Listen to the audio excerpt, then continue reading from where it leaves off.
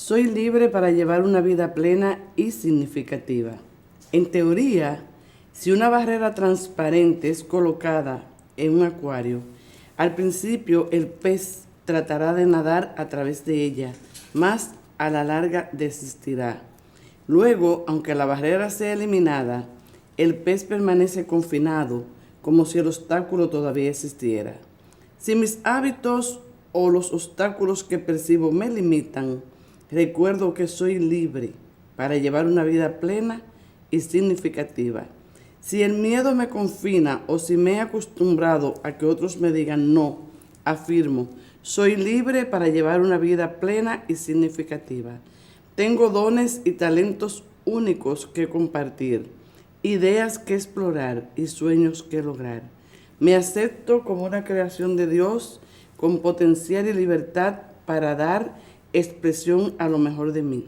Manténganse pues firme en la libertad con que Cristo nos hizo libre y no se sometan otra vez al yugo de la esclavitud. Gálatas 5:1.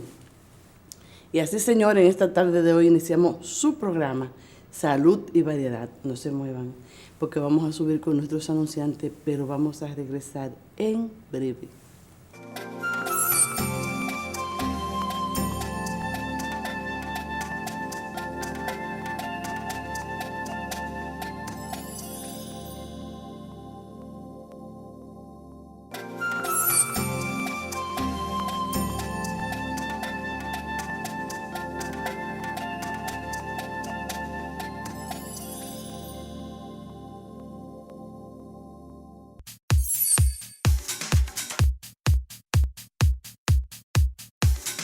Tips de la semana.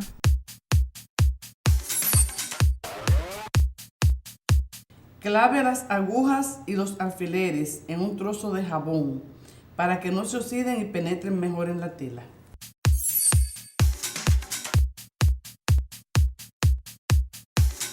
Tips de la semana.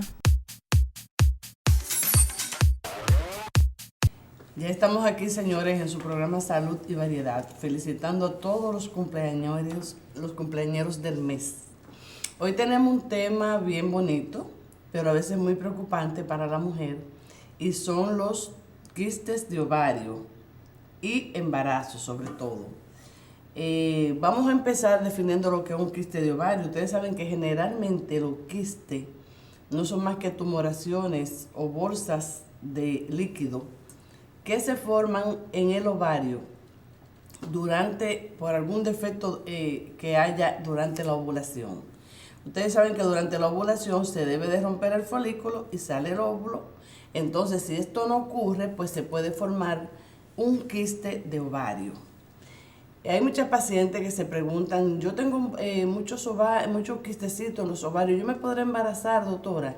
Mira, eso no es más que una poliquitosis ovárica, que son quistecitos pequeños en los ovarios. Eso es una condición y casi siempre se producen por un desorden hormonal. Muchas veces pueden llevar a infertilidad, pero ya eso cuando tenga su momento se maneja, porque también hay muchas pacientes jóvenes que están en la pubertad, que pueden presentar ovario poliquístico, pero eso es por un desequilibrio hormonal que puede ocurrir. Se le da tratamiento cuando hay pacientes que dicen no veo la menstruación, o por ejemplo la menstruación me dura un día, no mancho mucho, tengo mucha irregularidad con la menstruación. Entonces ya ahí pues nosotros pues vemos el caso y pues se le puede dar tratamiento a la paciente. Claro que las pacientes con poliquitosis ovárica pueden embarazarse. Eso es una condición, como le expliqué al principio. Entonces, nos vamos a ir de lleno con lo que son los quistes de ovario y el embarazo. Hay pacientes que se pueden embarazar con quistes en el ovario, entonces no hay por qué asustarse. La gran mayoría de estos quistes son benignos e inofensivos. La única situación es que crezcan y pues puedan entonces presionar el seno materno. Hay algo que tenemos que definir aquí. porque hay muchas veces que se reciben las ultrasonografías y no llegan a su destino como deben ser. Como ustedes saben, siempre a las personas les gusta leer. Entonces, como ahora tenemos muchos médicos, no voy a mencionar, pero que está en internet, entonces lo que hacen es confundirse más cuando leen un estudio sonográfico que reporta un embarazo pequeño, pero que diga el sonografista, hay un quiste. Señores, está lo que se denomina el cuerpo lúteo. El cuerpo lúteo lo produce los ovarios. Es el encargado del cuerpo lúteo de secretar la progesterona que va a preparar el útero para recibir un buen producto, o sea, el embarazo. Entonces, ¿qué ocurre?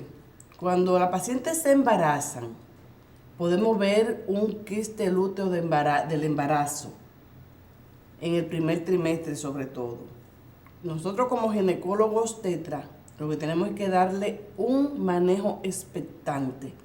Las pacientes, uno la tranquiliza y le dice, eso puede ser un cuerpo lúteo del embarazo, que se ve como un quistecito, pero eso es lo que te está alimentando tu bebé hasta que vaya creciendo ese embarazo y la placenta entonces entra en función. Se le da seguimiento, porque también un quiste de cuerpo lúteo del embarazo puede convertirse en un luteoma y crecer tan grande que haya que extirpar el quiste. Pero, de lo contrario, uno lo que hace es que da un manejo expectante. Uno le da seguimiento, aunque también puede tener un quiste folicular que no necesariamente sea un luteoma. Entonces ya ahí nosotros lo que sabemos es que se le da un manejo expectante a la paciente. El manejo expectante quiere decir que lo que vamos es a observar la paciente por sonografía. Siempre hablo aquí de que cuando un paciente acude a su primera consulta, lo que lleva en el chequeo prenatal es la toma de presión arterial y el peso. Pero es muy bueno que usted suba al paciente a la camilla, porque aunque el paciente no tenga altura uterina, pues usted puede detectar si la paciente está equivocada con su fecha de última menstruación y usted encontrar un embarazo más grande que lo que ella dice. Si el embarazo está acompañado de algún tumor, porque le va a dar una mayor altura uterina también, como puede ser un quiste de ovario y embarazo, como yo he encontrado en la consulta, puede haber un mioma acompañando el embarazo, como también puede haber un embarazo múltiple, que le puede dar una mayor altura. Entonces, por eso es bueno hacerle el examen a la paciente completo, porque así podemos detectar, no solamente porque la paciente llega a su primer chequeo, si es una paciente desconocida por usted que le llegue embarazada, pues lo ideal es hacerle un examen ginecológico y obstétrico completo. Entonces, vamos a ver cómo anda la altura uterina. Muchas veces cuando nosotros detectamos que hay un tumor de ovario, porque los tumores de ovario casi un 40% no presentan síntomas. Hay un 25% de las pacientes que pueden presentar síntomas, pero no todos dan síntomas, se muestran asintomáticos. Entonces, cuando usted evalúa a la paciente y usted ve que hay una altura mayor, pues nos vamos a un tacto abdomeno-vaginal. Si encontramos una masa haciendo cuerpo con el útero, entonces nos ayudamos de una ultrasonografía. Todo va a depender de cómo vaya el crecimiento del tumor, del quiste de ovario. Si es un cuerpo lúteo del embarazo, va a ir disminuyendo hasta que desaparezca, semana tras semana. Si es un quiste folicular que persiste y aumenta de tamaño, entonces le damos un manejo expectante y ponemos fecha, porque si ya pasa de los 6 centímetros, entonces tenemos que operar a la paciente aunque esté embarazada. Lo importante es hacerlo en la segunda mitad del embarazo, sobre todo después de las 14, 15, 16 semanas, porque así vamos a evitar el riesgo de abortos involuntarios que puedan producirse por manipulación de la cirugía. Entonces esa paciente se prepara para llevarla a quirófano. Ahora con todos los métodos que hay y el modernismo, tenemos laparoscopio, que no necesariamente tenemos que hacer una laparotomía exploratoria, sino que quizá a través de un laparoscopio cortar el quiste, si es que puede salir, porque muchas veces pues no podemos hacerlo laparoscópicamente, sino tenemos que hacerlo a cielo abierto, o sea, abriendo totalmente a la paciente. Entonces, vamos a encontrar en la paciente que tienen sintomatología, para que si usted siente algún tipo de estos síntomas, usted acuda al médico. El dolor pélvico es muy frecuente en la paciente, sobre todo al inicio de su menstruación y antes de terminar la menstruación persiste el dolor.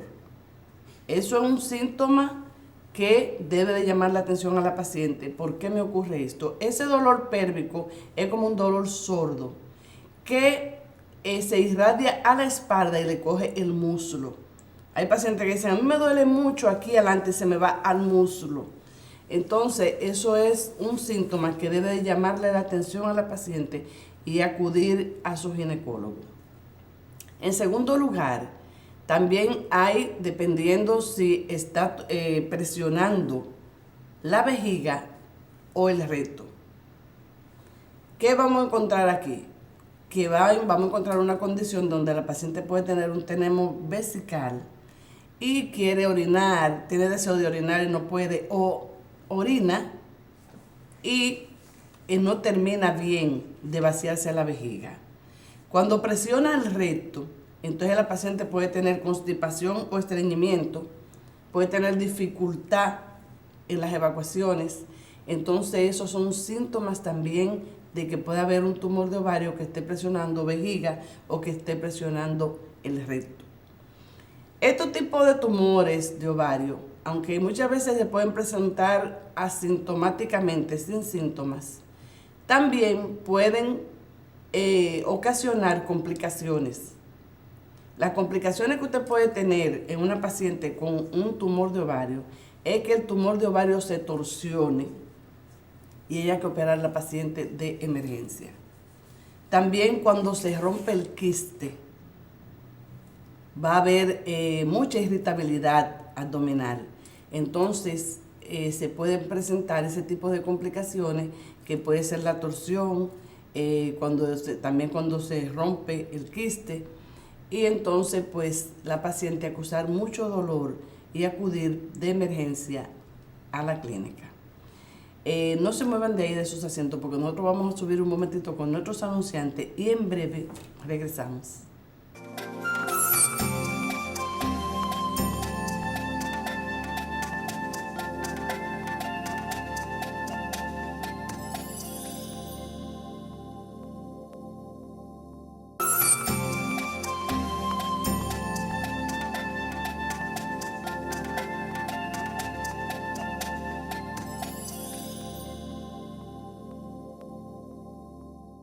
Les hablaba entonces sobre ya los síntomas que presentan la paciente que tienen quistes de ovario. Hay múltiple cantidad de quistes, desde quistes simples hasta quistes que sean denominados dermoides o teratoma. Ya ahí no nos vamos a involucrar porque como esto es un programa llano, pues no vamos a entrar en detalles sobre ese tipo de cosas, pero sí es muy importante que usted acuda a sus chequeos siempre, porque como le expliqué al inicio, la gran mayoría de los quistes se muestran asintomáticos. Muchas veces las mujeres pueden sentir una pesadez abdominal, claro, porque hay una masa que ella va a sentir que tiene cierta pesadez abdominal. Entonces, también es bueno recurrir ahí. Cuando nosotros ya estamos con la paciente embarazada y la paciente tiene el tumor de ovario, no se ha reducido ni ha desaparecido, entonces tenemos que plantearnos la cirugía. y plantearnos el momento en que nosotros vayamos a hacer la cirugía de forma tal, a menos que no se presente una complicación antes, de forma tal que no vaya a interferir con el embarazo, la cirugía que hagamos y la paciente aborte. Primero debemos de ingresar a la paciente. La paciente se debe uteroinhibir. Esto es para que no se comiencen por la manipulación del útero, vayan a haber contracciones uterinas y pues haya una pérdida del producto. Se extirpa el tumor y luego se sigue la uteroinhibición también. Luego que se ha extirpado el tumor y la paciente tiene varios días ya ingresada y no hay ningún tipo de complicación, se da de alta a la paciente, así como usted me está oyendo, y usted va a seguir su embarazo y sus chequeos ambulatorios normalmente. Así que fíjense qué fácil. Es muy fácil, lo único que también tenemos que hacer los diagnósticos diferenciales con los quistes y embarazo, porque también podemos encontrarnos con una apendicitis, con un proceso pélvico inflamatorio. En pacientes que no están embarazadas, pues tenemos que hacer el diagnóstico también diferencial con un síndrome de Mitter-Smer o síndrome de ovulación dolorosa. ¿Cómo lo hacemos? Pues nosotros lo que tenemos que ver a qué nivel del ciclo menstrual, si la paciente no está embarazada, se encuentra la paciente.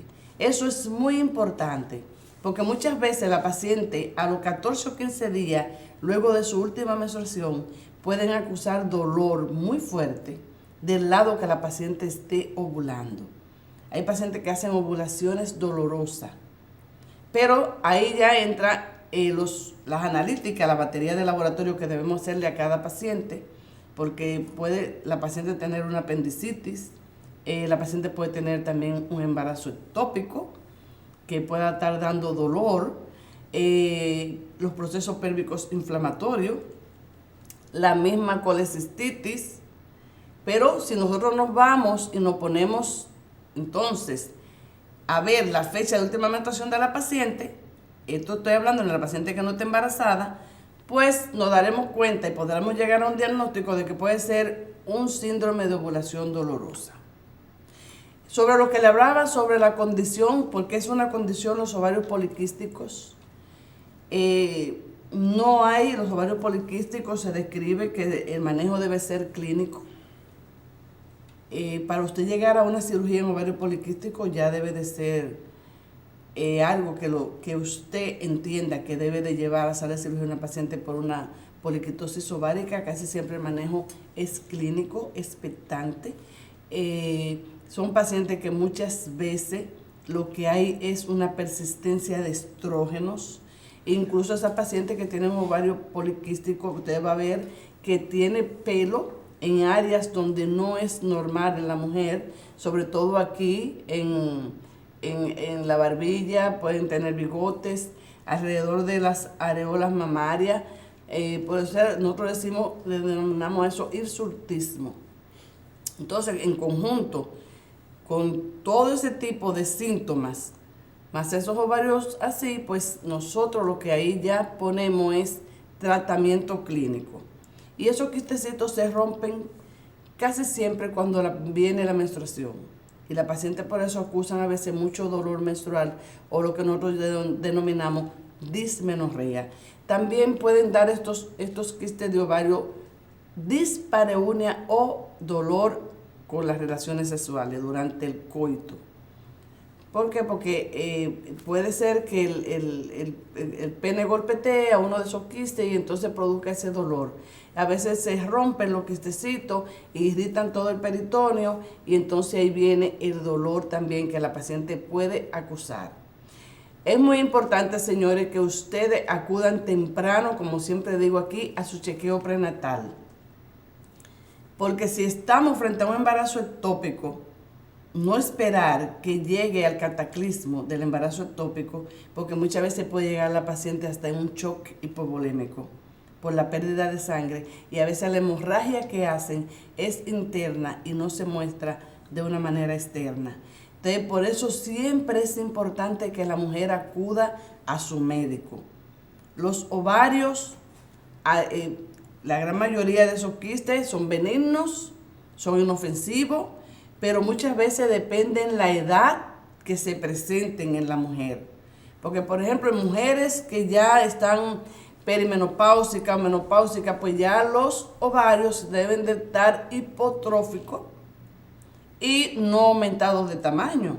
Entonces, si uno lo encuentra, porque como les digo, ustedes, la mujer hace su día a día con facilidad y sin ningún tipo de síntoma, porque no todos dan síntomas. Entonces, por eso es importante que usted, aunque hay pacientes que dicen, no, yo no tengo que ir al ginecólogo ya porque ya mismo me quitó mi menstruación, yo no estoy menstruando. No, usted tiene que acudir porque usted tiene sus órganos. Su aparato reproductor está ahí. Hay que chequear útero y hay que chequear ovario. Sobre todo los ovarios que son silentes. Una paciente perimenopáusica que usted encuentre un ovario aumentado de tamaño o menopáusica, eso debe de llamar la atención.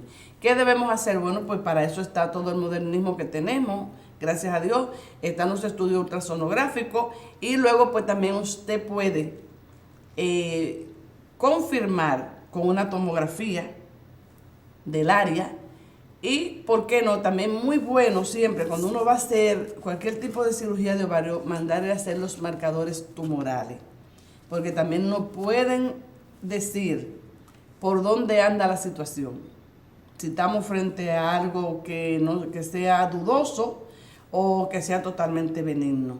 Porque ya si estamos frente a un tipo de tumor de ovario que pueda ser dudoso, o sea que estemos creyendo que puede haber algún tipo de malignidad, pues nosotros los ginecólogos debemos de auxiliarnos de un oncólogo para que la cirugía sea la correcta y la que deba llevar la paciente, y ya luego que el patólogo nos manda pues el reporte, pues ya entonces se ve si es benigno, si era una neoplasia, entonces ya ahí se toma la conducta determinante. Señores, yo creo que hablamos bastante sobre eso. Ya ustedes saben, si le tocó estar embarazada con un tumor de ovario, ya ustedes saben que puede ser operable y su embarazo puede seguir. Y muchas veces por manejo expectante y clínico si el tumor no crece. Señores, nos vamos ahora con las cápsulas para el alma que están bien buenas en esta semana.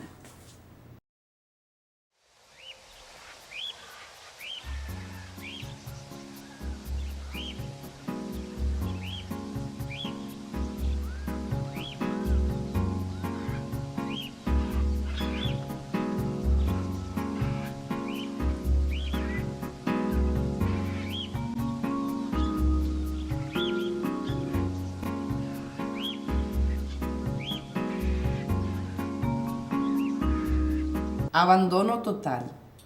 No te inquietes por las dificultades de la vida, por sus altibajos, por sus decepciones, por su porvenir más o menos sombrío. Quiere tú lo que Dios quiere. Ofrécele en medio de inquietudes y dificultades el sacrificio de tu alma sencilla, que pese a todo acepta los designios de su providencia. Poco importa que te consideres un fracasado o una fracasada, si Dios te considera plenamente realizado o realizada a su gusto. Piérdele confiado ciegamente en ese Dios que te quiere para sí y que llegará a ti aunque no lo veas. Piensa que estás en sus manos, tanto más fuertemente cogido, cuanto más decaído y triste te sientas. Vive feliz, vive en paz, que nada te altere, que nada sea capaz de quitarte tu paz, ni la fatiga ni tus fallos. Haz que brote y conserva siempre en tu rostro una dulce sonrisa, reflejo de la que el Señor continuamente te dirige. Y en el fondo de tu alma coloca antes que nada todo aquello que te llene de la paz de Dios. Adora y confía al Señor. Pero antes de irme, señores, voy a dejarle unos saluditos a una persona muy amada y que quiero mucho, a la señora Julieta Tabar, que nos ve cada semana en Santiago de los Caballeros. Así que con esta bella reflexión los dejo en esta semana.